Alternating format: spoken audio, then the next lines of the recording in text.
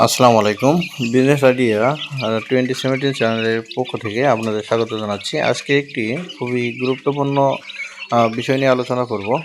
তো ভিডিওটি স্কিপ করবেন না এবং মনোযোগ সহকারে দেখবেন অথবা শুনবেন।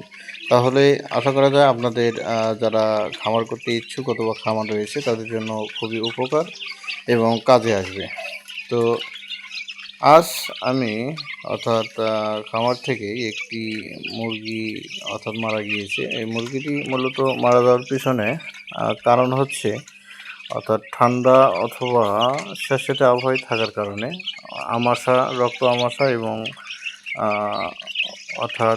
চুনা পায়খানা করার কারণে তো মারা গিয়েছে। মূলত এই সমস্যাটা আমাদের নিজেদের কারণেই হয়ে থাকে। মুরগির বয়স যখন 20 থেকে 22 দিন অথবা 24 দিনের ভিতর থাকে তখন কিন্তু এই সমস্যাটা একটু বেশি দেখা যায়। তো এটা হতে প্রতিকারের জন্য আপনাদের যে পদক্ষেপ নিতে হবে সেটি হচ্ছে আপনি আপনার মুরগিকে যেখানে রাখবেন সেখানে অবশ্যই খেয়াল রাখতে হবে স্যাঁতসেঁতে আবহাওয়া রাখা যাবে না।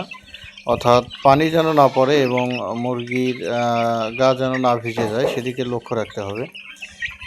তো এই রোগটির কারণ এই সমস্যাটির প্রধান কারণ হচ্ছে ঠান্ডাজনিত কারণে এই সমস্যাটি মূলত হয়ে থাকে।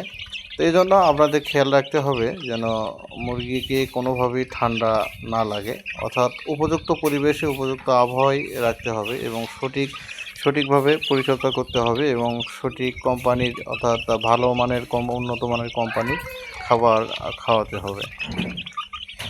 আর পানি দিতে হবে ফ্রেশ, পানি একেবারেই 2 দিন 3 দিন আটকে রেখে খাওয়ানো যাবে না।